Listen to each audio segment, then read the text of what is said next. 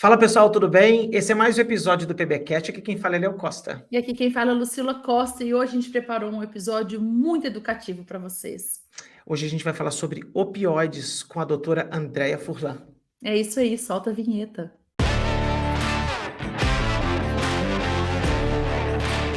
Fala pessoal, tudo bem? Hoje a gente vai conversar pela segunda vez com uma super querida, uma amiga da nossa pátria, mas que mudou para o Canadá há bastante tempo atrás. E a Andréia, ela participou do episódio número 2 do PBcast, tá? Então a Andréia foi uma das primeiras convidadas no episódio sobre revisões sistemáticas. Quem não conhece, eu sugiro que todo mundo vá lá ouvir, vai ser muito legal. A Andréia tem uma larga experiência em revisões sistemáticas, trabalhou na Cochrane e é uma grande amiga e querida. Hoje a gente vai falar sobre opioides e a razão disso é que no dia 23 de maio de 2023, a gente está gravando esse podcast em agosto de 2023, a Andréia publicou um artigo na JAMA, o The Journal of the American Medical Association Journal, uma das principais revistas científicas do mundo, sobre pacientes que faziam uso de opioides e tinham dificuldades de abandonar o uso desses opioides. Ela fez um estudo muito legal e a gente convidou a Andréia para participar desse episódio de hoje. Então, Andréia, seja muito bem-vinda a mais um episódio do PBcast e eu queria que você se apresentasse novamente para as pessoas que não tiveram oportunidade de te ver no episódio anterior. Muito obrigado. Claro. Obrigada, Léo. Obrigada, Lu. É tão bom estar falando com vocês de novo, falando português. Eu sou médica formada na USP, fiz residência na USP também, de medicina física e reabilitação, e logo depois que eu terminei minha residência, terminei em 1996, e aí em 97 eu me mudei para o Canadá. Então já fazem 25 anos que eu moro aqui em Toronto, no Canadá.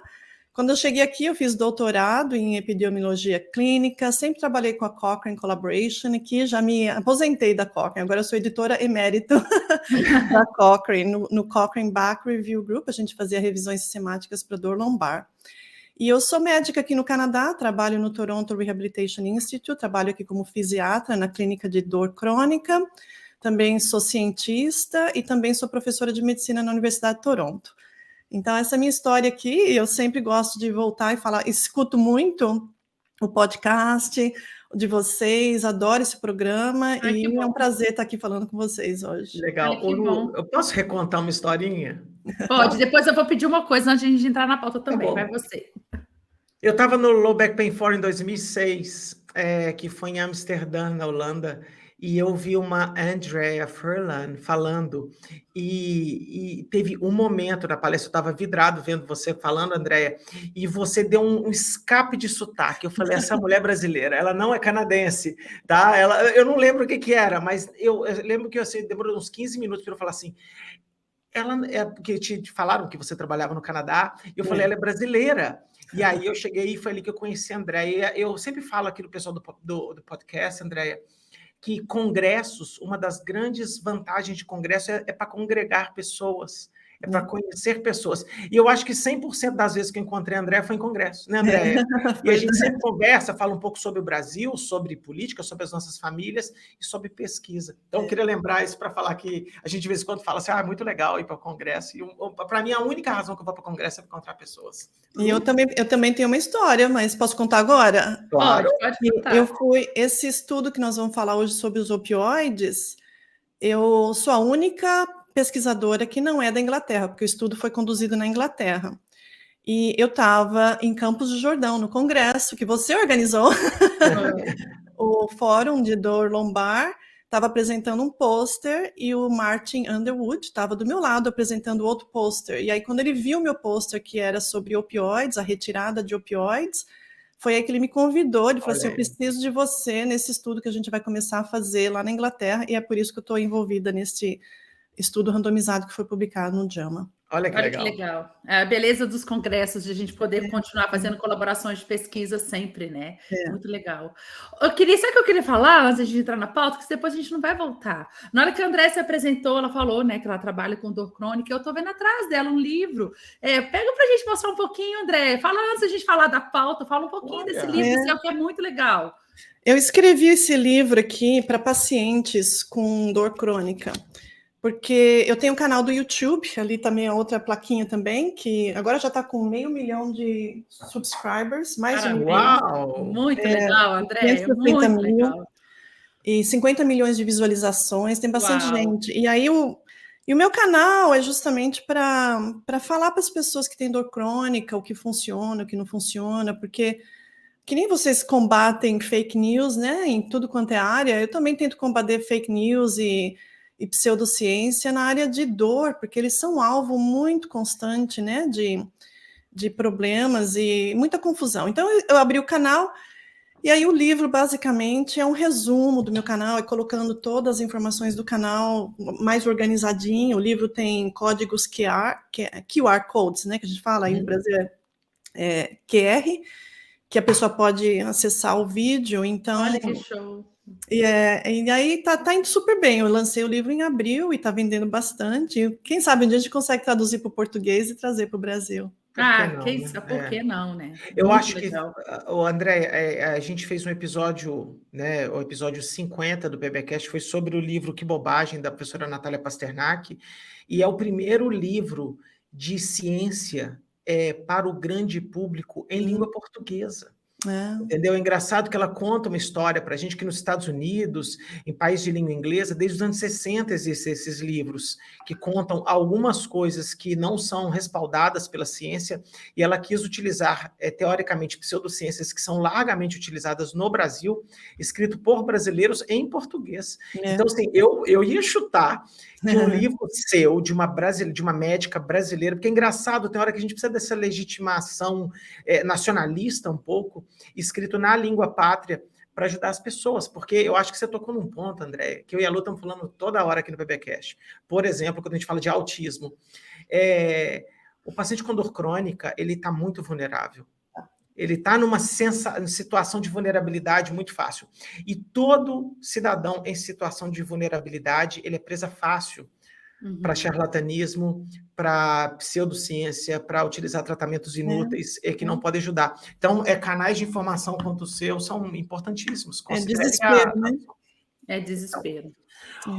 Ô Lu, vamos para o jogo aqui com a Andréia? Vamos lá.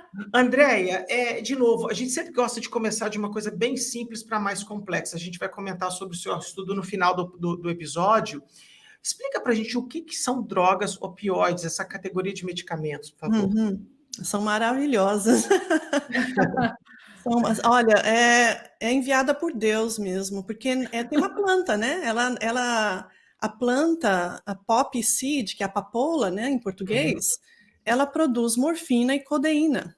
Então, foi inventado por Deus mesmo, e no nosso corpo a gente tem receptores para morfina, para codeína, tem vários receptores, os receptores mu, delta, gama, cada um deles faz uma função diferente. E, basicamente, quando você expõe o seu corpo a esses opioides exógenos, né, que vêm de fora, eles tiram a dor, eliminam a dor, você pode fazer cirurgia, né, você pode operar a pessoa e deixa a pessoa dormindo. Então, ele é maravilhoso, já é conhecido, os opioides são conhecidos, assim, na antiguidade, milhares de anos já são descritos. Eles eram usados, extraídos da planta e usados mesmo para tratar as pessoas que precisavam de cirurgia, aqueles procedimentos que a gente conhece da história da medicina. O nosso corpo produz os opioides endógenos, né? A gente conhece as endorfinas, as dinorfinas, encefalinas, eles são os opioides que o nosso corpo produz. E tem vários jeitos de a gente estimular o nosso corpo a produzir mais desses opioides endógenos. Então, eles fazem isso, eles ativam esses receptores, tira a dor e faz a pessoa dormir. Qual é o paciente... porque, então, assim, vou fazer uma pergunta bem leiga, assim. Então, qualquer paciente com dor deveria usar opioide, sim ou não? Não. Essa é a questão. Vamos lá. Quem é o candidato, Andréia? A gente pode falar em 2023, talvez hoje, com todo o conhecimento que você tem, sua bagagem de clínica e de pesquisadora, qual é o perfil de paciente ideal para utilizar essa categoria de analgésicos? Posso te explicar um pouquinho primeiro as categorias de dor? Claro, vamos lá. Eu acho que é aí que está a dúvida. Eu acho que o problema é o seguinte, muita gente acha que dor é dor e toda dor é igual, e não é. Perfeito. Existe muita diferença entre dor e dor. o jeito como eu explico no meu canal e no meu livro, e eu dou aula para o público leigo, eu explico dor desse jeito. Eu explico, a dor é como se fosse um alarme da sua casa. Ela é o sistema de alarme do nosso corpo, que está embutido para detectar qualquer perigo, se você lesou, se você está com uma inflamação, se você quebrou um osso, você tem que sentir dor para alertar o cérebro. Então, o alarme, quando você instala um alarme na sua casa, você quer que o alarme faça barulho se tiver fogo, se tiver algum ladrão entrando, né? Se tiver um vazamento de água, tal. Então, você põe os sensores na sua casa para fumaça, sensor para se tiver alguém quebrando a janela da sua casa. Se o seu sistema de dor está funcionando bem, ele vai fazer barulho quando tem um fogo na sua casa, né? Então, essa é a dor nociceptiva. A dor nociceptiva é aquela dor do dente, é a dor de uma fratura, é a dor de uma cirurgia, o que a gente chama de dor aguda, inflamatória. Essa dor responde muito bem ao opioide. Legal. Então, tá? Então, essa dor, quando você tem uma dor, uma fratura, essa fratura precisa ser reduzida, você vai no pronto-socorro, o ortopedista vai te dar uma morfina ali, e aí você tira a dor, aquela inflamação que vai ficar depois, você toma um anti-inflamatório e vai melhorar. Então, anti-inflamatório e opioide é para dor nociceptiva, essa dor aguda. Legal. Tá? Perfeito. Aí, a sua casa, voltando para casa, o alarme da casa, vamos supor que agora tem uma dor neuropática. A dor neuropática é aquela dor que os fios da casa estão quebrados. Então está tendo um curto-circuito. Você abre o armário da sua cozinha e o alarme da casa faz barulho, porque tem um curto-circuito ali, né? Então, então os fios da sua casa estão quebrados, os ratos comeram lá o fio e está dando curto-circuito. Essa é uma dor neuropática. Você não vai tratar com anti-inflamatório, porque não tem inflamação. O opioide, nesse caso, tá assim, a gente não sabe se funciona ou não funciona.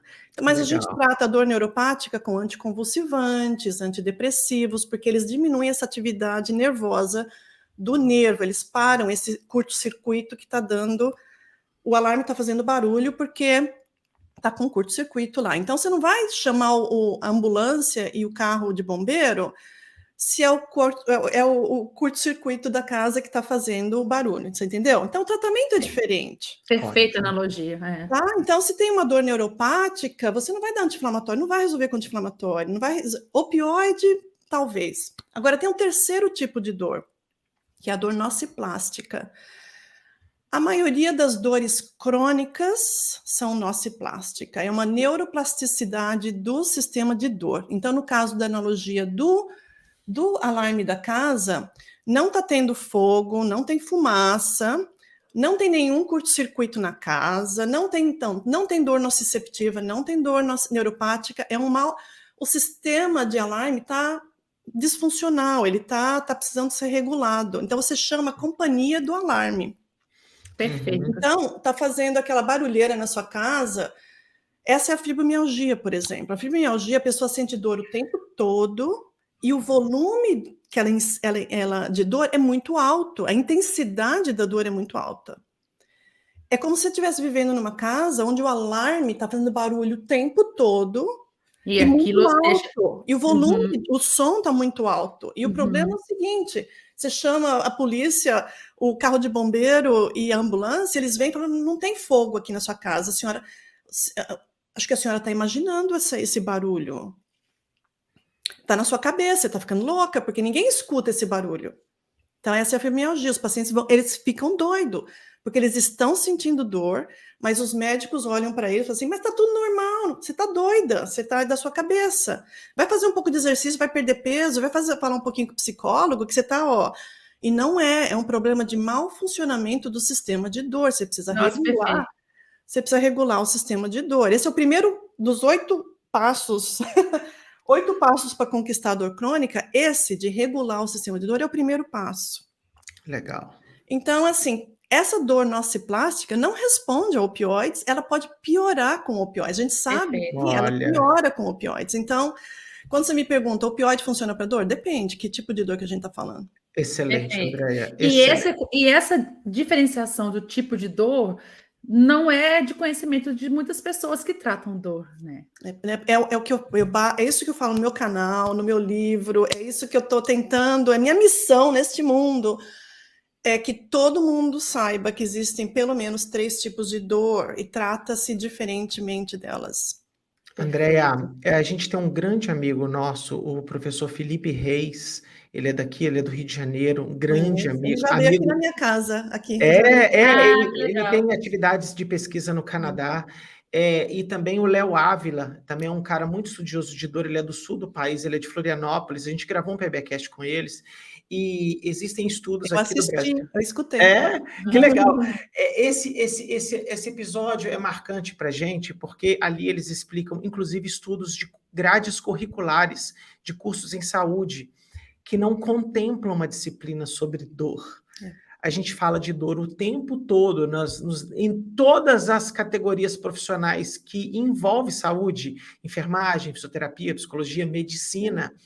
E as aulas sobre dor se resumem à teoria das comportas, falar que é uma sensação desconfortável, e logo, se a fumaça há fogo, então eu tenho que apagar o fogo, né? E aí você ataca, e a gente está demorando muito, né? O Felipe e eu, a gente também fez um estudo parecido sobre conhecimento sobre prática baseada em evidência nos currículos de odontologia no Brasil, e a gente descobriu que ninguém aprende. Então a gente tem alguns conceitos, principalmente eu vou falar do Brasil, que é a casa desse podcast. Tem 3 coisas que nenhuma universidade ensina bem: dor, prática baseada em evidências, ninguém sabe ler um artigo científico, e empreendedorismo. Então as pessoas saem de uma profissão em saúde e não sabem ganhar dinheiro com saúde. A gente também tem um episódio com a Laura Nesteruk sobre isso. Então, assim, é tão importante isso que você está falando, André, tão importante, porque aí eu vou tentar fazer uma afirmação que você me corrige, porque talvez eu estou falando de forma errada. Parece que no início da era dos opioides, quando começou a serem produzidos opioides, os opioides foram entregues a qualquer paciente com dor, ou em grande parte de pacientes com dor. Eu estou falando bobagem, ou o início disso tudo?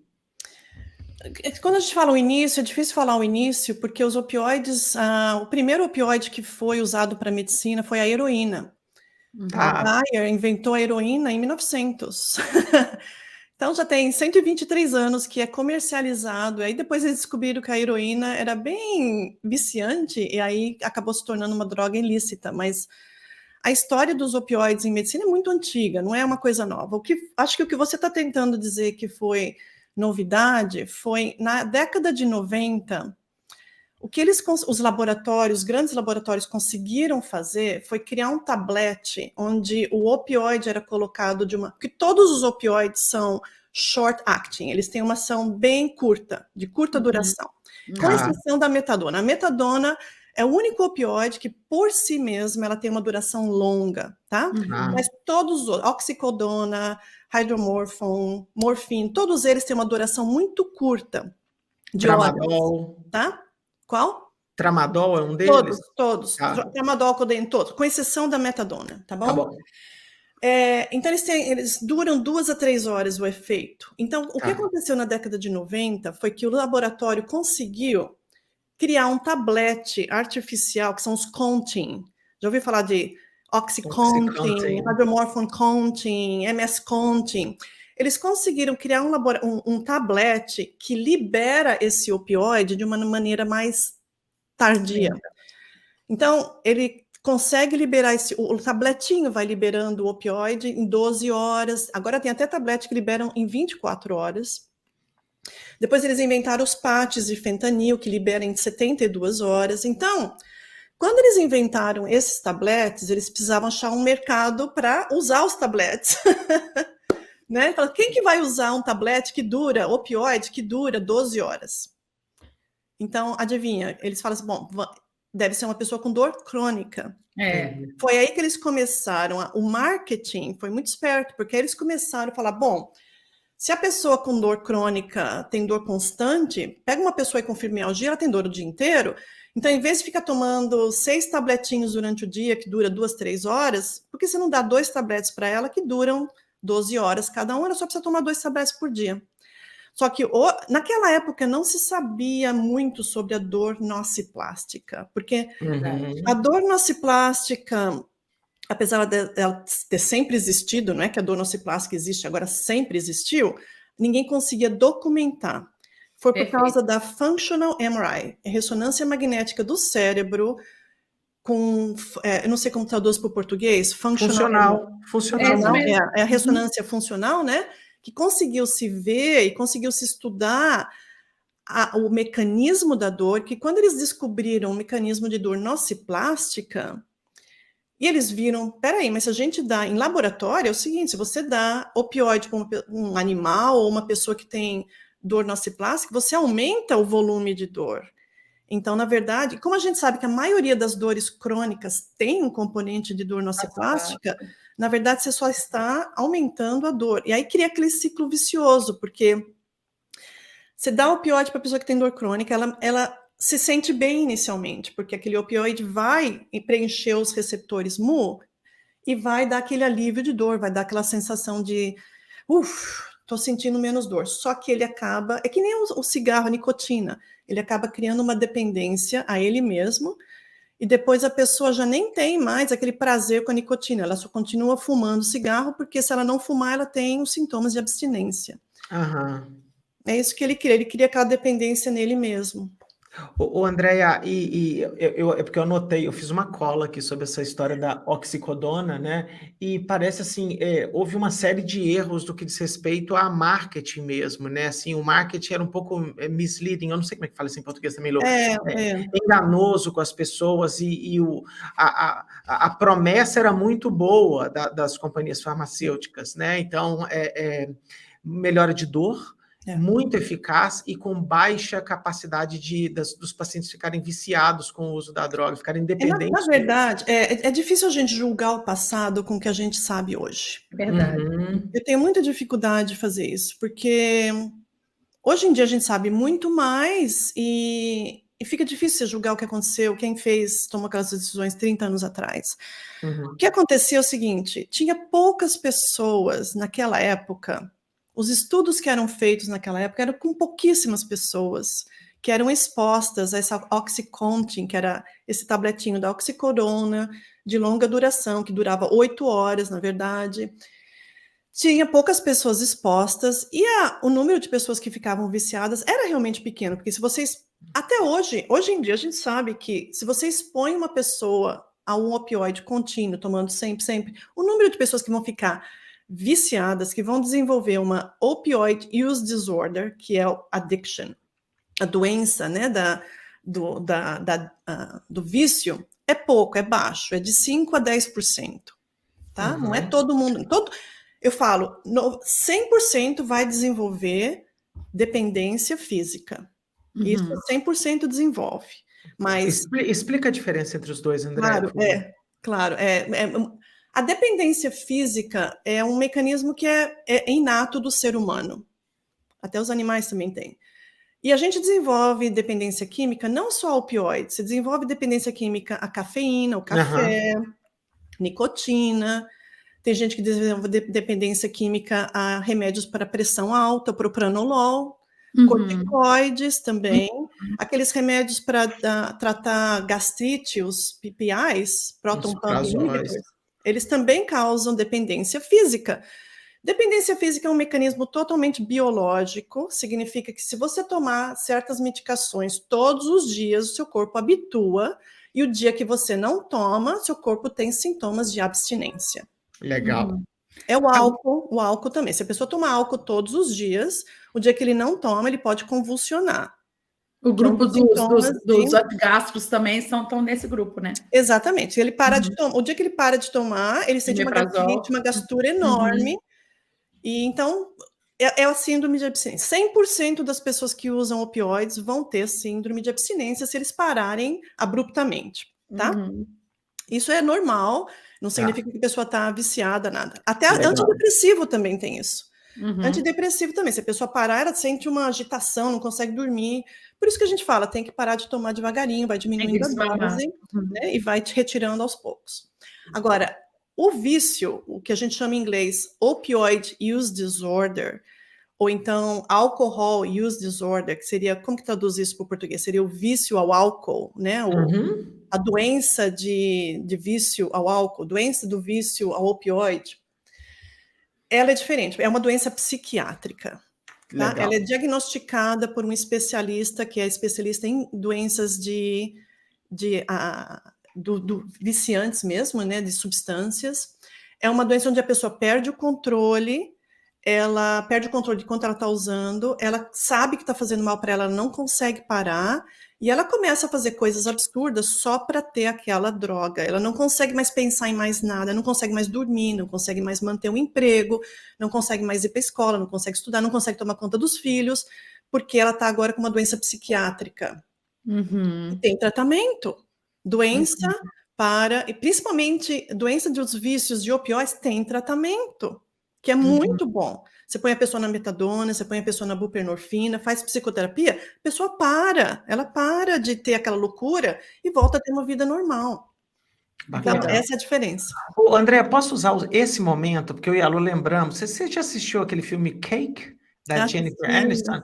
Aliás, teve a premiere aqui em Toronto com a Jennifer Aniston, e eu fui assistir com ela na audiência. Olha que chique! Foi muito legal. André, eu queria sugerir para todo profissional de saúde deveria assistir esse filme. Em português, a gente botou aqui na pauta, a gente estudou isso, chama Cake, Uma Razão para Viver. Tá? Cake de bolo, C-A-K-E, Uma Razão para Viver. E quem está acostumado a ver a Jennifer Aniston toda bonitona, vocês vão cair da cadeira, porque ela faz o papel de uma pessoa que está viciada em opioide, e ela faz de tudo para comprar essa droga. Ela vai ao México, ela vai no mercado paralelo, ela sofre muito, ela destrói a família dela. Eu acho que é filme obrigatório para todo mundo assistir, para entender, talvez, no mundo parecido com o real, né, o fictício, mas que imita bem o real que a André está falando aqui. Então fica a sugestão para todo mundo. Desculpa ter te interrompido, André. Não, é muito bom, porque ela começou a usar os opioides para dor. No filme, e foi baseado em história real. Foi bonito, foi legal quando eu fui assistir a Van Premiere aqui em Toronto. E eles, então, depois que a gente assiste o filme, com ela na audiência, o diretor, todos os atores, eles vão para o palco e eles respondem pergunta da audiência. E aí perguntaram para eles, o escritor que escreveu o script desse livro, desse filme, né? Perguntaram para ele como que ele se inspirou, como que ele fez essa história. E ele falou que ele tinha uma amiga que ela participava de grupos de pessoas com dor, que tinham ficado viciadas em opioides, e ele se baseou na história real. Acontece direto, infelizmente. Ô, André, deixa eu te fazer perguntas de pessoas famosas. Tem pessoas que morrem por uso abusivo de opioide. Por exemplo, o Michael Jackson é um exemplo. Não, o Michael Jackson não foi opioides. Não foi o que não, ele... O Prince foi. O Prince foi, tá. O Prince foi o pior. O Michael Jackson foi diferente. Todo mundo pensa que é o pior, mas não foi. Foi Propofol. Eu achava que era, Propofol. Ele tinha problema de... O Michael Jackson tinha problema de insônia. Tá. Ele não conseguia dormir. Então, eles tinha um cardiologista que vinha toda noite na casa dele e administrava anestesia geral. Meu Deus. Entendi. Propofol. Sabe Propofol, aquele gazinho que faz você dormir? Sei. E ele dava anestesia geral nele toda noite. Não sabia. E aí um dia ele deu anestesia geral e não acordou. Eu não sabia. Tá, não então... opioides, não. Eu jurava que era opioides. O Prince foi. O Prince foi. Tá, então assim, eu estava lendo, parece que as pessoas que usam, que tem esse vício mesmo, uso abusivo de opioides, também começa a combinar drogas, diferentes drogas, né? E outras drogas, né? Benzodiazepins, os benzo, né? Os remédios calmantes para dor, que tipo Valium, Lorazepam, Ativan, Oxazepam, esses aí são os benzos, que é mistura fatal, mistura benzo com opioide e álcool. Nossa, um coquetel. Que aí eles acabam deprimindo o sistema nervoso central e as pessoas para de respirar. Eles deprimem o centro respiratório. Entendi. Ô, Andréia, o que a gente tem de evidência de bom uso de opioide? Eu queria que você falasse um pouquinho sobre isso. Primeiro, falar das coisas boas de opioides, assim, né? Porque eu fico vendo que a gente coloca isso muito como vilão, mas obviamente ele tem indicação. Então, de novo, se você puder citar algumas doenças, algumas condições, de novo, que nós temos assim, nós temos evidência que o médico, quando ele toma essa decisão clínica, né?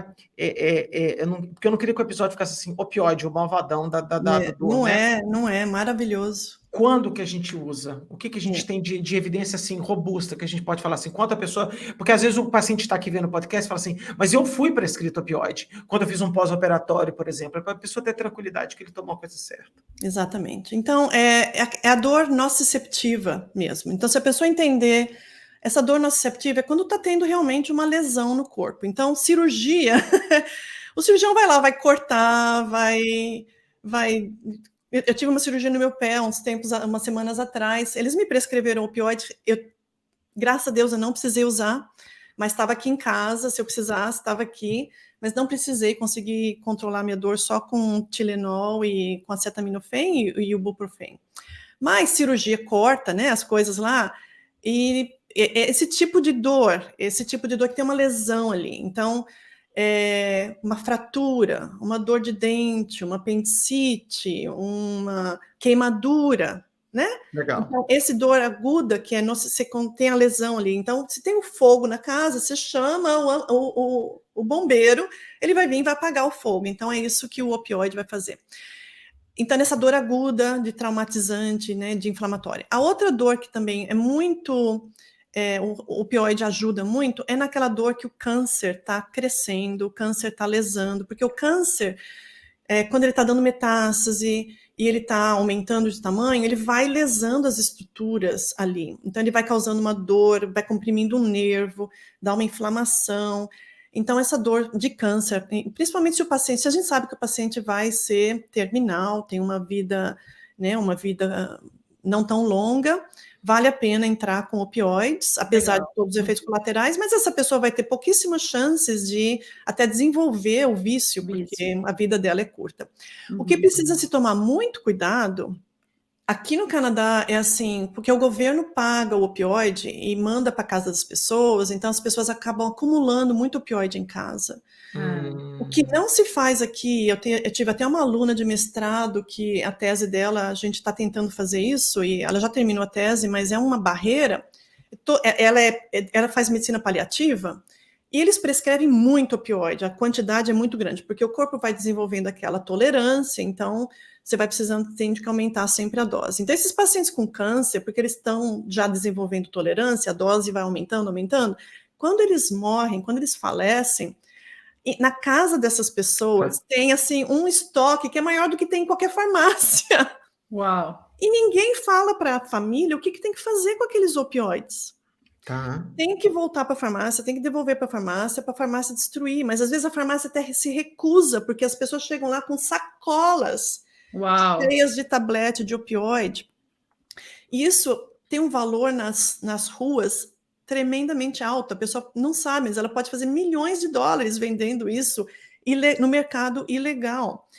Então, é assim, é uma barreira que a gente tem, assim, se você não levou para casa o opioide, mas não usou, já traz para a farmácia, devolve para ser destruído. Não que a farmácia vai vender de novo, não, eles vão destruir de uma maneira, não joga o opioide no toilet, né, na bacia, na água, porque senão vai contaminar a água. Não põe no lixo, porque senão alguém pode roubar o seu lixo. Tem milhões de reais lá no lixo. Então, esse é um problema grande que a gente tem aqui também. Então, câncer... E principalmente, né, Andréia? Também evitar que pessoas usem isso também, né? Porque não você fala, porque principalmente... Então, talvez pessoas podem começar a usar de forma inapropriada, né? Eu estou com dor hoje, talvez eu use, e talvez... Eu não sei se isso tem no Brasil. Mas aqui, por exemplo, os adolescentes, eles chamam de Smarties Parties. Sabe Smarties? Smarties são aqueles candies, você compra um pacotinho, coisinha coloridinha, e é de chocolate, né? Aquele chocolatinho colorido. Tá. Os adolescentes... Eles estão fazendo Smarties Parties. Então, o que acontece? Eles vão em casa, cada um deles pega um pouquinho de tablete, eles nem sabem o que eles estão pegando, tabletinhos coloridos, eles pegam na farmácia, em casa, porque os pais... Na farmácia de casa, Na farmácia de casa, né? Os pais deixam lá aberto, eles pegam um pouquinho de tablete de cada um, levam para a festa, chega lá, põe tudo numa tigela. A festa é o seguinte, eles pegam um pouquinho e tomam. Que perigo, Andréia, que perigo. Eles morrem de overdose, porque eles não sabem nem o que eles estão misturando, Lu. Eles estão misturando antidepressivo com remédio para dor, com remédio para dormir, e tomam com álcool. Aí eles morrem na festa. Meu Deus, chocada. Então, assim, a quantidade de opioides que tem nas casas das pessoas aqui no Canadá é muito grande. Inclusive, às vezes tem assim, uma vez por ano, o governo faz campanhas, tragam seus remédios para recolher. Então, postos de gasolina, fica a polícia lá, assim, né? Com aqueles, sabe aqueles containers enormes assim? E as pessoas vão parando com o carro e só jogam os tabletinhos. Eles recolhem toneladas de remédios que estavam em casa e que ninguém nem sabe a data de validade, ninguém nem sabe o que está sendo usado. Andréa, eu não sei se a galera do PBcast sabe, meus pais eram donos de drogaria, eu sou de família de dono de farmácia, tá? Drogueiros. Drug dealers legalizados, né? Mas quem pagou minha educação foi farmácia. É curioso que no Brasil eu desconheço alguma legislação sobre descarte desse tipo de medicamento.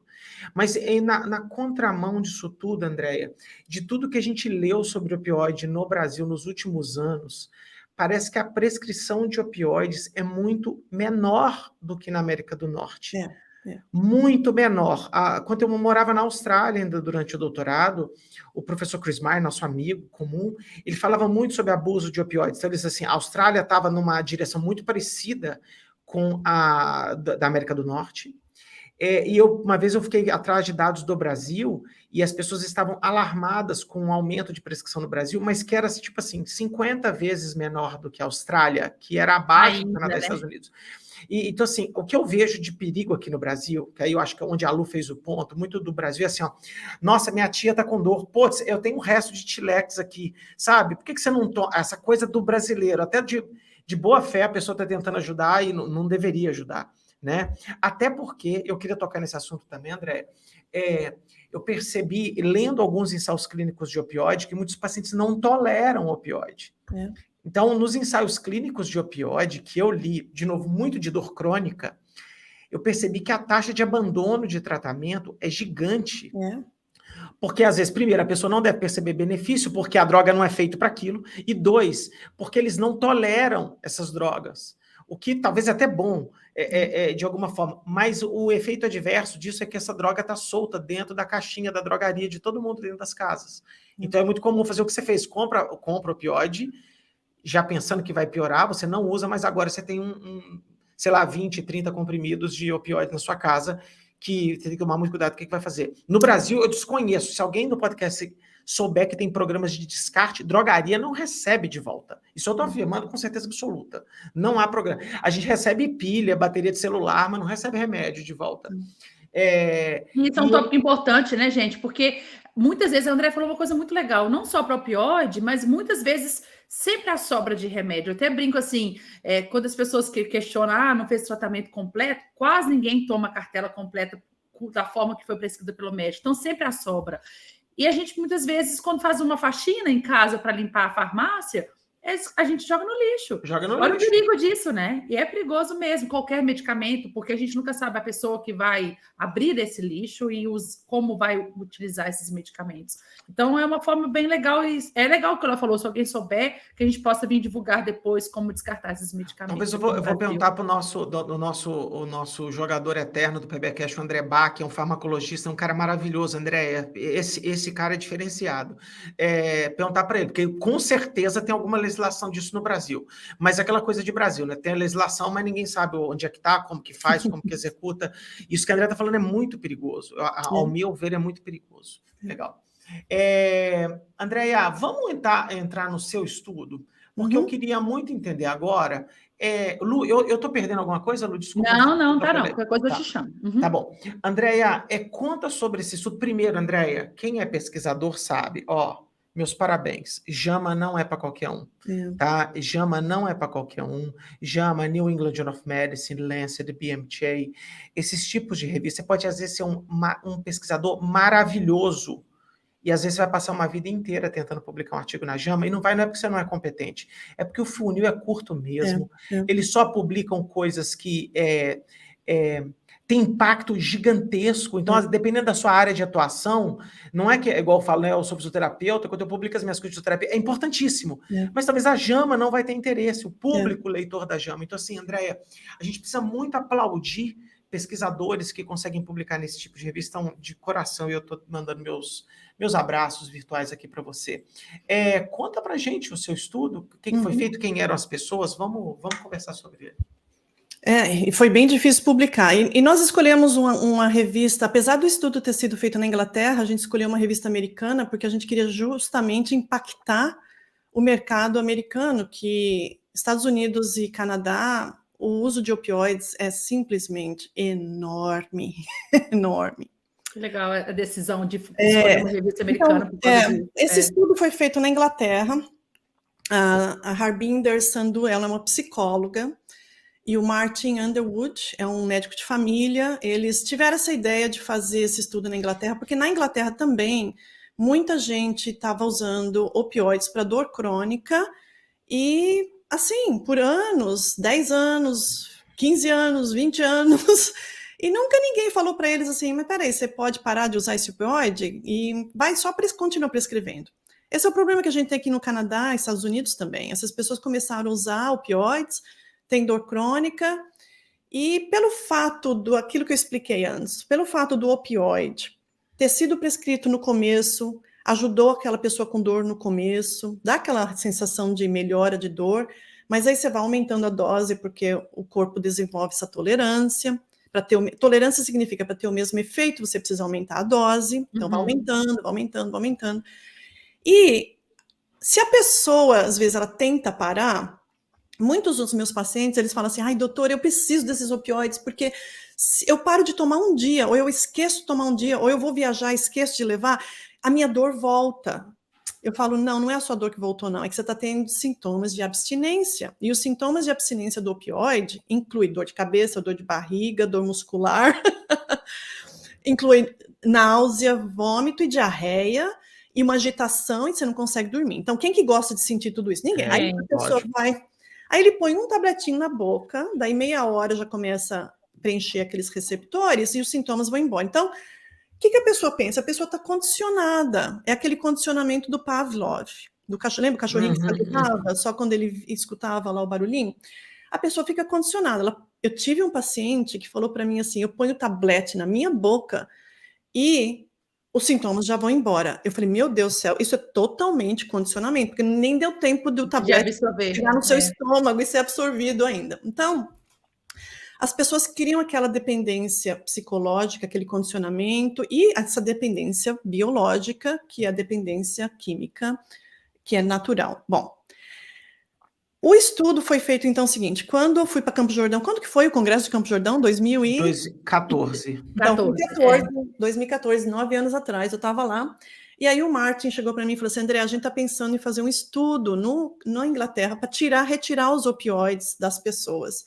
E ele viu que o meu pôster era justamente sobre isso, como retirar os opioides das pessoas. Então, ele me convidou para ser uma investigadora. Então, a gente fez o projeto, fez o protocolo, como que nós vamos fazer. Então, o projeto, a intervenção basicamente foi o seguinte, nós vamos educar essas pessoas, então nós vamos atrair as pessoas que estão usando opioides, nós vamos ensinar para eles o que são os opioides, o que eles fazem, qual o benefício, e para retirar esse opioide, retirar bem devagarinho, 10% redução da dose cada semana, vamos bem devagar, não precisa, ninguém vai ser forçado a reduzir o opioide.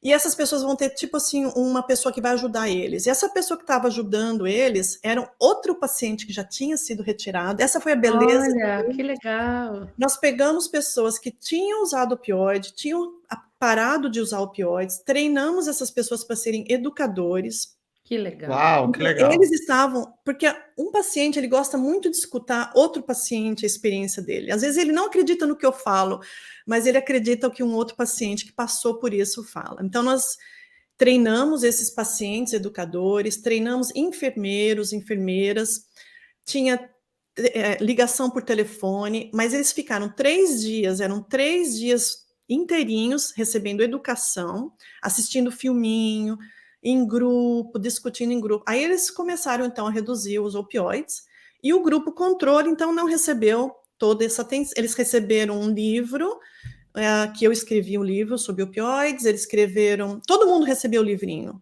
A cópia do livro, meu livro chama My Opioid Manager, que eu tinha escrito, eu tenho até uma cópia aqui, e eles receberam um livro e um CD para relaxamento, então esse foi o grupo controle. E a beleza foi o seguinte, é que em 3 meses, 1/3 das pessoas pararam de usar opioide. Uau. 1/3. Em 3 meses também, mais de 50% das pessoas reduziram a dose do opioide pela metade.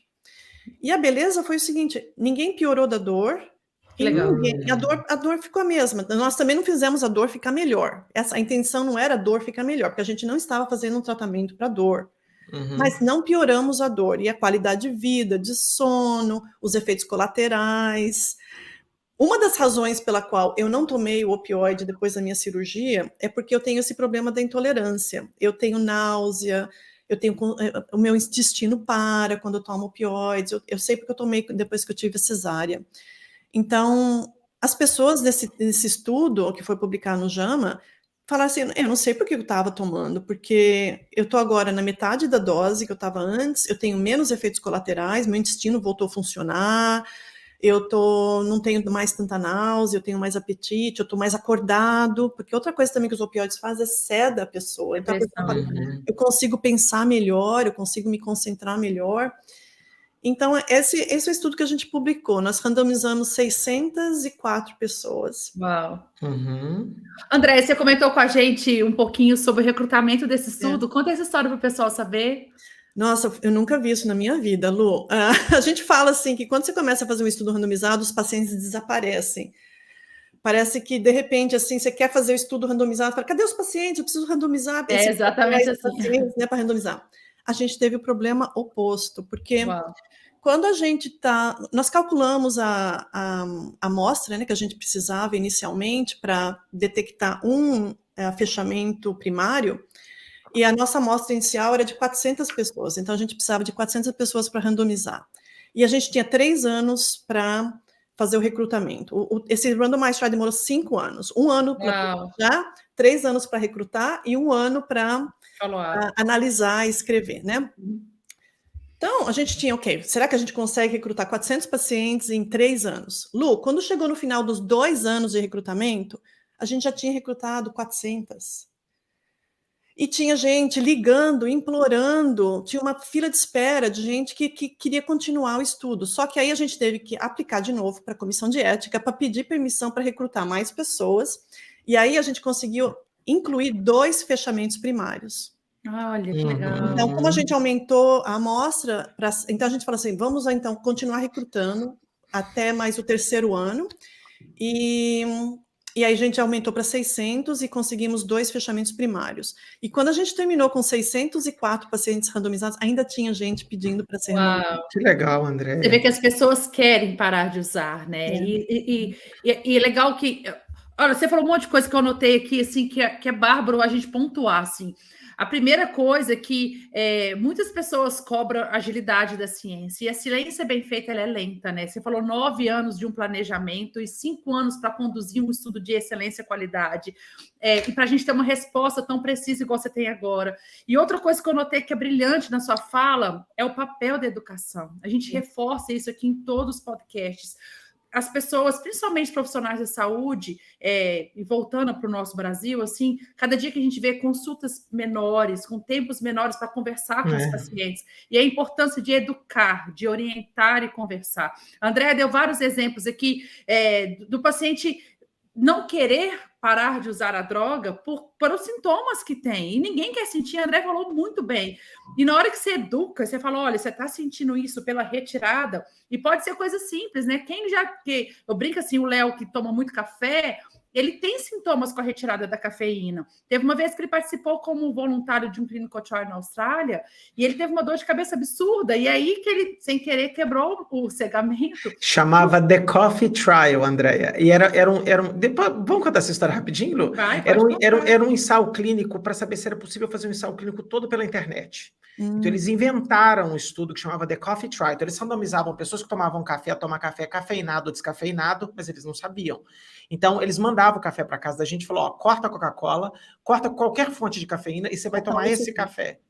E aí eles queriam ver e era tudo eletrônico. Você não encontrava com ninguém e foi muito legal. Mas aí o cegamento quebrou porque as pessoas que tiveram sintoma de retirada, imediatamente quebrou o cegamento que ela falava, olha, eu tomava o descafeinado e quem percebeu que não houve sintoma de retirada, falou, eu estava no cafeinado. Mas a hipótese de estudo era, é possível conduzir um estudo eletrônico? E era, por causa disso. Desculpa, Lu. E é legal que, assim, o que eu ia dizer é que é da mesma coisa, que eu lembro que um dia o Léo toda hora já narrou essa história em outros lugares, mas um dia com uma dor de cabeça extrema, e ele já estava fora do estudo, e ele tomou uma dose, um café expresso, e a dor de cabeça assim na hora, né? Como se diz, você falou, os receptores foram enchendo ali, e os efeitos de retirada foi tirado. Então a gente fala isso muito de cafeína, a gente fala isso muito de outras coisas, mas pouco se sabe para educar. Não que pouco se sabe, mas pouco se fala sobre educar o paciente de retirada de drogas. E na hora que você fala que teve filas de pessoas querendo participar, mostra que as pessoas estão sedentas de informação, de querer saber como tirar o uso de uma droga constante, e que muitas vezes eles vão em consultas médicas e isso não é informado, né? O André, onde que está o erro nisso? Acho que a Lu me cutucou num ponto importante aqui. Os prescritores de opioides não estão... Sei lá, quando alguém me fala me parece que eles não estão preocupados em fazer um esquema de retirada. Vou tentar me fazer entender melhor. Quando a nossa filha Bela teve uma pneumonia, por exemplo, o médico teve que prescrever corticoide. Tá? Mas ele já fala, olha, você vai tomar desse jeito e você vai retirar o corticoide desse jeito. Já está na cabeça do pediatra que ela tem hora de entrar e sair e como tirar o corticoide. Então, você já entra num esquema de retirada. Então, resolve o problema e retira, porque se tirar de forma abrupta pode dar problema. O que explica os prescritores? Primeiro, e segunda pergunta para complicar a sua vida. Parece, então, que estão prescrevendo uma droga por uma função do qual ela não foi feita para dor crônica. Em muitos casos, de novo, não cabe julgar os médicos, mas se estão prescrevendo para dor crônica, talvez começou numa fase aguda e ficou eterno, pode ser essa explicação, mas talvez o corticoide nem deveria ter sido utilizado em primeira escolha. E dois, por que tanta gente fica nesse loop infinito de aumento de dose que causa dependência de mais dose, sendo que eles não têm non-cancer pain, por exemplo, dor de câncer? A resposta é complexa, o problema é complexo. Eu vou dar algumas ideias aqui da minha experiência. Eu acho, Léo, que o ser humano, o médico inclusive, o paciente inclusive, escolhe o caminho mais fácil. Uhum. É muito mais fácil prescrever uma pilulinha, demora 5 minutos para você escrever a prescrição, o paciente gosta, o paciente fica satisfeito, do que você falar não. É verdade. Se você falar não vou te prescrever o pior. Eu tenho isso na minha clínica direto. Os pacientes vêm para... Eu sou a médica de dor, eles acham que eles vão chegar para mim, eu vou ter a pílula mágica que vai tirar a dor deles. Eles acham que é opioide. Então eles chegam para mim e falam, mas doutora, por que você não me coloca no opioide? Eu tenho que gastar, Léo, 1 hora às vezes com eles. Entendi. Falando não. Por que não? Por isso também que eu fiz o meu canal do YouTube, porque eu não tenho esse tempo na minha clínica. Eu tenho mais 5 pacientes esperando lá fora. E eu falo assim, eu queria te dar uma aula aqui, explicar tudo isso, mas eu não tenho tempo. Então vai para casa, assiste. Eu prescrevo o vídeo. Eu falo assim, assiste o vídeo número tal. E a semana que vem você volta e assiste. Aí nós vamos discutir isso, porque é educação. É educação. Você falar para a pessoa, eu tenho o poder de te dar essa prescrição. Eu sei que isso vai te aliviar essa dor agora, mas vai te causar tanto problema depois para você retirar, o seu corpo vai ficar dependente, eu vou ter que aumentar a dose. Todo mundo escolhe o caminho mais fácil. É mais fácil prescrever, dá e esquece. É mais fácil, como você falou, para o profissional e para o paciente, né? Que sai satisfeito. Porque também, se ele não usar, o paciente não usar aquela pílula, o que ele vai ter que fazer? Ele vai ter que fazer exercício, meditação, ele vai ter que falar com o psicólogo. Porque a dor, Léo, ela é muito mais do que biológica. A dor é biopsychosocial. Uhum. O componente psycho e social da dor, ele é muito maior do que o biológico, muitas vezes. O opioide só age no bio. Agora, para a pessoa realmente se sentir bem de uma dor crônica, não tem como. Você tem que atingir o psycho e o social. Então, demora tempo. A pessoa tem que dedicar... Ela tem que lidar com os problemas emocionais dela, que são tabus na vida dela, que são... tem gente que não gosta de lidar com as suas próprias emoções, os seus problemas de traumas de infância.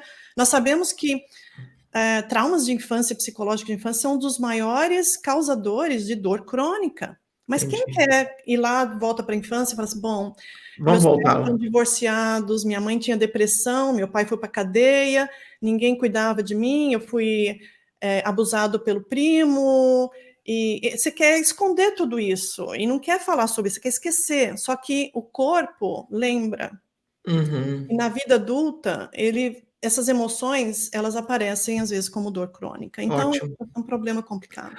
Andréia, e se você me permite também, acho que tem um problema, eu vou, de novo, sempre as histórias, né, pra gente ilustrar o episódio, você tem que aguentar um pouco do tranco, aguentar o tranco no desespero. Quando eu estou tentando tirar uma droga, eu tenho que aguentar um pouco de sintoma de retirada. Você usou um exemplo dos inibidores de próton do estômago, aqui no Brasil, os prazóis, né? Eu comecei, quando eu morava na Austrália, eu desenvolvia azia tomando omeprazol. Aí eu fui num gastro na Austrália, ele falou, olha, para a gente fazer uma endoscopia, cara, você vai ter que cortar o omeprazol. Só, cara, que você vai ter que aguentar o tranco. Eu lembro como se fosse hoje ele falando isso comigo. E ele falou, tomava Nexium na época, que era o nome comercial, né? E ele falou, olha, quando você estiver não aguentando mais, você toma uma pílula antiácida só para controlar, mas você vai virar um dragão. E foi engraçado, André, porque aí eu fui ler sobre o Nexium. É a droga perfeita para a indústria farmacêutica, porque na hora que eu corto o Nexium, eu vou ter um efeito rebote tão violento que a primeira, eu vou ter desejo maluco de colocar de novo para dentro. E sabe o que aconteceu nessa minha história, André? Após 30 dias, na hora de fazer o exame, eu não tinha azia mais. E eu nunca mais tomei. Eu não fiz o exame e nunca mais tomei. Aí, é claro que eu tive que dar uma ajustada na alimentação, eu sabia os gatilhos que me causavam, mas essa frase do médico, olha, você vai ter que aguentar o tranco. Então, assim, sabe aquela coisa que eu acho que aqueles 5 minutos a mais de consulta que o cara, ele me disse que ia acontecer. E aconteceu. E ele falou, aí, cara, você pega qualquer pastilha antiácida só para você aguentar. E ele falou, dá uma ajustada, porque eu preciso, para eu fazer lá a biópsia, eu preciso que você esteja livre dessa medicação. E o mais louco é que com 30 dias, eu nunca mais tomei, André, nunca mais tomei. É isso que eu ensino. Eu aqui, a maioria das minhas aulas... adapta tão bem os gatilhos, que até hoje... Desculpa, que cortou para mim, eu falei junto com vocês. Vai lá. Não, o que eu ia falar aqui... O que eu faço mais aqui no Canadá é dar aula para os outros médicos, enfermeiros, farmacêuticos, como tirar os opioides e fazendo justamente isso. O que você ensina para o paciente e como a gente dá uma listinha para o paciente, fala para ele assim, olha, você vai ter insônia, então você toma melatonina, você vai ter diarreia, então aí você toma você vai ter... esse problema de dor abdominal, aí você toma isso. Então, a gente já avisa eles quais são os sintomas de abstinência do opioide, já prepara ele ou ela, né, e aí as pessoas com educação, elas topam o tranco, mas que nem eu falei, mas muita gente nem sabe como fazer isso. André, você falou uma coisa que é só para contar a história, para motivar as pessoas, né? Porque... educar e tentar motivar a pessoa a mudar o comportamento é difícil, a gente sabe. E lidar com dor crônica, muitas vezes, tem que partir do paciente. Eu gosto de falar assim, deixar de tomar algo que é mágico e não tem que fazer nada para colocar na sua vida algo diário para controlar essa dor. Eu não vou mencionar nome, mas a pessoa que escutava tem certeza que vai saber quem é. Eu tenho uma grande amiga que tem dor crônica em tudo quanto é lugar. Dor no punho, dor na cabeça, dor em várias articulações, pescoço. E eu sempre falava, vai fazer atividade física, mantém-se ativa. E ela sempre tinha pequenos detalhes assim, quando eu fazia tal atividade física, eu tinha menos dor. E eu falei, volta. De tanto eu falar, um dia ela falou assim, tá bom, eu vou escutar e vou fazer. E hoje é uma pessoa que faz atividade física todos os dias. E ela falou comigo assim, a última vez que eu encontrei, ela falou, Lu, como você sempre falou, e eu demorei a tomar decisão. Hoje eu não consigo viver sem, eu não tenho dor em lugar nenhum mais.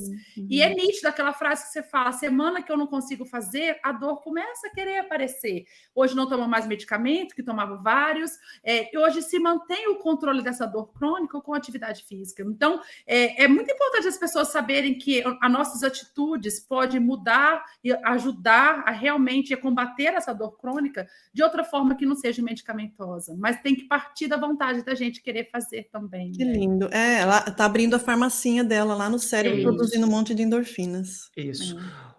Andréia, deixa eu fazer um comentário agora para as pessoas que amam prática baseada em evidências e que tem algum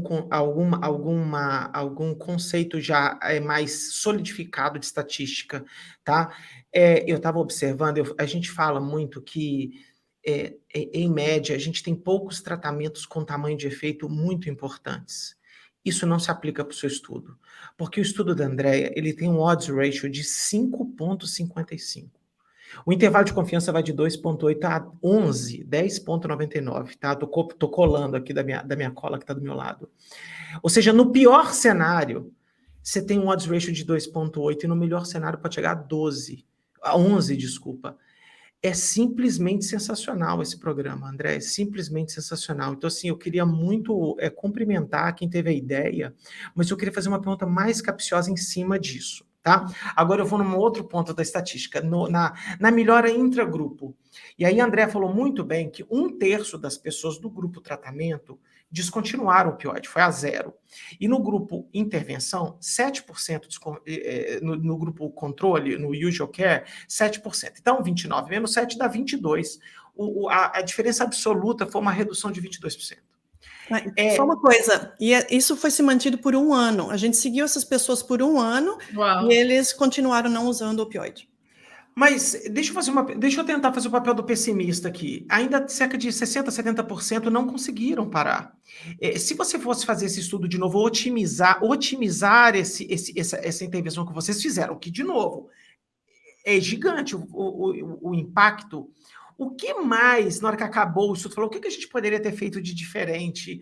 Como otimizar esse programa para que talvez esse efeito fosse maior ainda? O que você percebeu? Você tem algum feeling sobre isso? Nós fizemos, tem muitos ainda artigos que vão vir ser publicados depois desse daqui, que a gente fez Legal. muito estudo qualitativo, fizemos bastante entrevistas das pessoas que conseguiram parar, aqueles que não conseguiram parar. Também está vindo um estudo agora que é a análise econômica. Que legal. É o próximo que vai ser agora, a análise econômica, se teve benefício econômico ou não. Então, assim, o que a gente poderia ter feito de diferente para ter atingido, vamos supor, 100% das pessoas, né, parassem? Mas a gente está contente também, Léo, você tem outro dado aí também, da redução da dose. A gente também mediu 50% de redução, e do grupo da intervenção, 57% reduziram 50% da dose. Tá. Mais da metade, a dose está pela metade. E o grupo controle foi 27% que reduziu. Tá bom. Então tem uma diferença de 30%. Aí, é engraçado, a gente fala assim, como que o grupo controle, né, diminuiu isso? Eles só receberam uma cópia do meu livrinho e um CD, mas é aquele efeito, a pessoa se sente que está sendo estudada, assistida, né, e ela vai fazer alguma coisa. Mas eu acho assim que a intervenção foi bem intensa.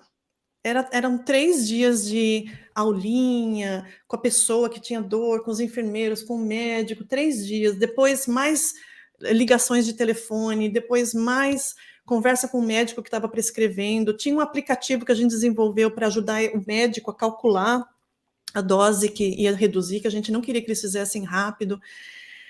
Mas eu acho assim que tem gente que... Eu tenho pacientes, Léo, que eu já tentei reduzir o opioide, não consegui. Entendi. A pessoa voltou para a dose que tinha antes, e eu basicamente dei a sentença, falei assim, eu acho que você vai continuar nesse opioide pro resto da sua vida.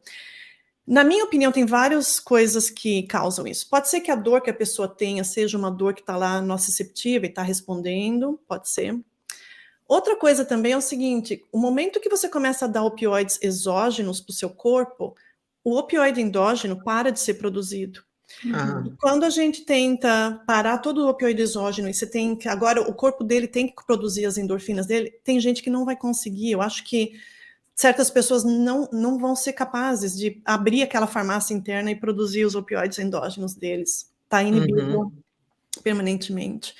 Outros são aquela resistência mesmo, a pessoa não quer fazer o esforço, não quer passar pela síndrome de abstinência, que é muito desconfortável por alguns dias, né? Então, são vários efeitos, não sei. Entendi, legal. Não, é importante. Você deu um exemplo maravilhoso, né? Na hora me lembrou do episódio de esteroides anabolizantes, né? As pessoas começam a usar esteroide anabolizante exógeno e na hora que ela retira, ela faz um hipogonadismo e aí ele vai ter que usar o esteroide pro resto da vida. Então, para fins estéticos, né? Só para deixar claro o que eu tô falando aqui. Então, assim, faz todo sentido para mim. Lu, a gente tem alguma pergunta a mais? Andréia, eu tenho, mentira. Eu tenho que estar na pauta aqui. Andréia, esse episódio ele foi feito não só porque eu tenho uma amiga que fez um estudo na JAMA, mas também para dar conscientização das pessoas sobre o uso adequado de opioide e se ele estiver usando, como remover, as dificuldades, as possíveis soluções. Eu sinto muita falta, de novo, talvez é porque eu moro no Brasil, e o Brasil, o opioide ainda não é um problema gigantesco. Vou dar um outro exemplo, um spoiler. Eu e a Lu fizemos um estudo de 600 pacientes com dor lombar em emergências hospitalares no Brasil, em departamento de emergência. E o que a gente percebeu é que a prescrição de opioide para dor aguda em hospital público no Brasil, tem que falar isso, sempre deixar isso, foi, assim, 20 vezes menor do que no Canadá, nos Estados Unidos, e prescrição de imagem. Eu falei, cara, que maravilha! Parece que o médico brasileiro, talvez ou por falta de recurso, ou porque ele não quer monitorar isso depois, ele acaba prescrevendo um anti-inflamatório no esteroide, já era, e ele tem conseguido lidar com isso muito bem. Existem campanhas aí no Canadá, nos Estados Unidos ou na Inglaterra, sobre boas práticas de uso de opioide, e se existe, em que nível? É no nível do médico, é no nível do paciente? Como é que não tem, é muito grande. Muito, isso já deve... No Brasil tem o Choosing Wisely, você já ouviu? Claro. A gente fez um episódio ensinando o pessoal a usar o Choose Wisely. Isso, então o Choosing Wisely é bem forte aqui no Canadá e tem todas as especialidades médicas, anestesia, fisiatria, ortopedia, e eles sempre incluem a prescrição de opioides, então o uso certo do opioide que o Choosing Wisely, por exemplo, recomenda se for preciso usar opioide, use para dor aguda ou para cuidados paliativos, e na menor dose possível e na duração menor possível. Então, se a gente está falando assim, pós-operatório, não mais que 5 dias, por uma dor aguda, talvez assim, não mais de 3 a 7 dias. No sistema de compensação dos trabalhadores, né, Workers' Compensation, também tem muitas regras, aqui no Canadá também, não usar por mais do que 7 dias, e depois de 12 semanas, então, não. Tá. Então, tem bastante recomendações, tem guidelines, tem tudo, mas ainda tem gente que sai escapando e vai, porque a dor é subjetiva, se a pessoa continua sendo, não, mas eu tô sentindo dor, eu continuo sentindo dor, aí você vai falar para a pessoa, não, mas você continua com uma dor e eu vou tirar o opioide, então como você vai tratar a dor da pessoa? Então, às vezes a pessoa não pode usar anti-inflamatório, tem alguma coisa, e a gente não pode usar dipirona aqui no Canadá, na América do Norte. Eu falo, vocês são abençoados aí no Brasil, porque vocês podem usar dipirona. Engraçado, né, Andréia? Dipirona é um medicamento. Eu não consigo entender o porquê da não prescrição de dipirona em outros países um analgésico tão. Se a gente tivesse dipirona aqui no Canadá e Estados Unidos, acho que precisaria usar muito menos opioides. Interessante. Eu escutando você respondendo, é uma pergunta que vai além da pesquisa, né? Não sei se vocês pensaram, porque você toda hora menciona da qualidade do treinamento que vocês ofertaram, do livro que você escreveu para os pacientes, para poder ajudar a educar. Eu não sei se pensa, porque vai além da pesquisa, e eu sei que o corpo de autores, né, são pessoas bem focadas em pesquisas clínicas. Se vocês pensam em ofertar esse tipo de treinamento para o grande público, sim. Porque é uma coisa boa porque eu sei que a gente acaba escrevendo, descrevendo, está lá no artigo, mas não é a mesma coisa de receber, de ensinar profissionais da saúde esse treinamento para tentar ofertar nas suas clínicas. Vocês pensaram em alguma coisa assim? Sim, foi bom que você falou isso, porque quanto mais gente pedir para a gente fazer o curso, o treinamento, mais a gente está pensando. Nós já recebemos várias pessoas, médicos do mundo inteiro, que querem aprender fazer sobre essa intervenção. Então, nós estamos realmente agora, a próxima fase vai ser, talvez criar um curso online, que a pessoa pode se matricular, e aí ele aprende direitinho, porque todo o manual da intervenção está publicado online no website do estudo, né? Mas uma coisa é você ir lá, ler o manual e tentar replicar, e outra é você ter um coach, né? Alguém que vai te ajudar a implementar. É muito mais didático, né? Estamos sim. Lu, deixa eu só pincelar uma coisa, porque é um PBcast. E a Andrea falou uma coisa, eu não queria que passasse despercebido isso. Uma das grandes lutas que a gente tem aqui no Brasil para ajudar profissionais a tomarem decisões informadas, baseadas em evidência, Andrea, é não virar o fanático pelo ensaio controlado aleatorizado apenas. Porque o ensaio controlado aleatorizado, ele olha efeito de intervenção. E você, André, citou que dentro desse estudo tinha um estudo qualitativo lá dentro. E o estudo qualitativo, ele tem essa função de capturar informações das duas pontas, dos pacientes e das pessoas que trabalharam no estudo, o que eles perceberam no estudo para avançar na ciência. É muito frustrante para a gente aqui, André, que ensina a prática baseada em evidências, as pessoas acharem que aquela pirâmide da evidência teórica, eu acho que ela mais prejudica do que ajuda. Fica a systematic review lá em cima, um ensaio clínico e o qualitativo aqui embaixo. Quando, na verdade, a função do qualitativo, ela está em outro ponto, que ela nem deveria estar na mesma pirâmide de evidência que os ensaios clínicos estão. Então, assim, e aí, quando você vê grupos muito experientes em pesquisa, eu conheço também o professor Martin Underwood, ele é da Inglaterra, um cara muito legal, muito inteligente. Para esses caras, para vocês talvez seja uma coisa meio óbvia, é claro que eu vou colocar uma análise de custo-efetividade, é claro que eu vou botar um estudo qualitativo ali dentro, mas os olhos brilham eu tenho certeza que o qualitativo não vai publicar na JAMA. Eu tenho quase certeza disso. Não. Né? Olha que engraçado, as grandes revistas não vão publicar, e talvez a otimização desse effect size, do tamanho de efeito, pode estar no qualitativo. Né? Claro que depois a gente tem que voltar e testar tudo de novo, e como a Lu falou, todo esse looping demora demais, mas é assim que a gente constrói cada tijolinho da evidência para transformar a vida dos pacientes numa vida melhor, com mais saúde, etc. Eu queria falar isso para não esquecer. Luluzinha, eu queria antes dar a palavra para a Andréia, saber se ficou alguma pergunta sua. Não, foi ótimo, foi super claro, eu acho que super educativo para as pessoas que lidam com dor, e eu confesso, André, assim, eu já escutei muitas pessoas, eu não sou uma grande estudiosa dos novos conceitos de dor, que a gente sabe, igual você pontuou na história, que não, a dor, né, nociceptiva, os outros tipos de dor já existiam, mas não eram ensinados da forma que é hoje, mas a analogia que você fez da casa pegando fogo e do alarme, do sistema de alarme, foi tão legal e tão claro para fixar para as pessoas entenderem com mais clareza, porque os termos são difíceis de lembrar, e foi muito legal, muito claro, e encaixar o medicamento em cima dessa analogia que você fez.